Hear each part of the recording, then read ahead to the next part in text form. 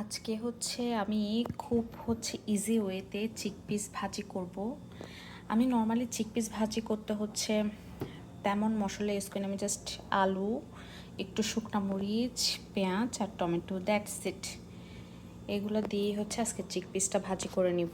So দেখা যাক কেমন হয়। তেজপাতা,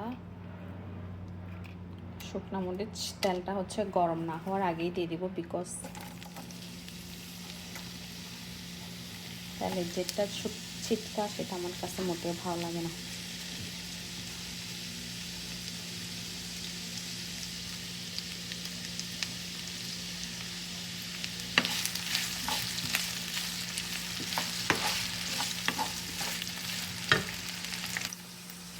পেঁয়াজটা তাড়াতাড়ি ব্রাউন কালার হয়ে যাওয়ার জন্য আমি একটু করে লবণ দিয়ে দেবো। আদা আর রসুনের বাটা আমি এক চামচ, হাফ চামচ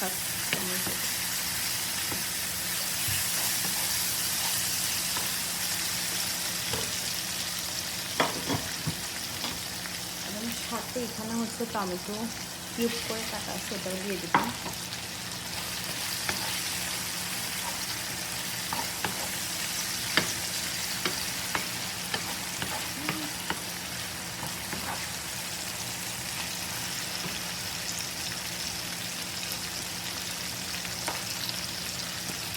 সাথে একটু হলুদ,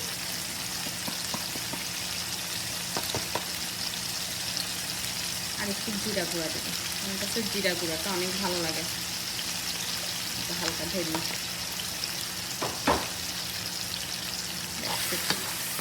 মশলাটা ভালো করে কষার জন্য আমি একটু করে পানি অ্যাড করছি। দেওয়ার মতো হয়ে গেলে আমি কিউব করে রাখার মতো আলুগুলো সব দিয়ে দেবো।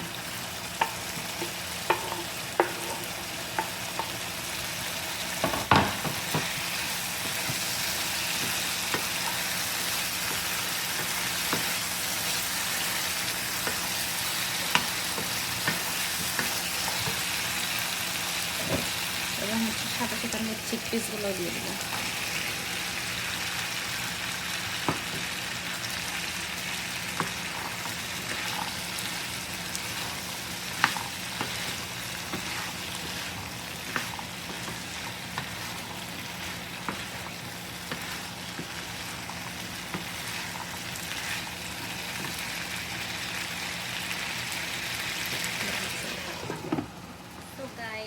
আমি শুকনা শুকনা রাখবো চিকপিসটা। এটা পড়ে গেছে দিদা।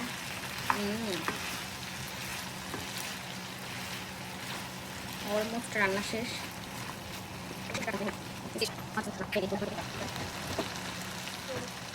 এটা এখন আমি টিফিন বক্সে ভরে রেখে দিব, বিকজ এটা স্ন্যাক্স হিসাবে খেতে দিব সন্ধ্যার সময় দেবুদেরকে। এখন অলমোস্ট রাত হয়ে গেছে।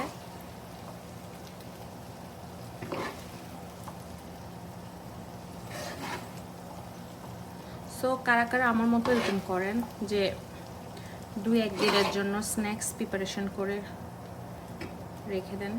সো যাই হোক, এই আমার চিকপিস রান্না। সো ভালো থাকবেন, বাই বাই।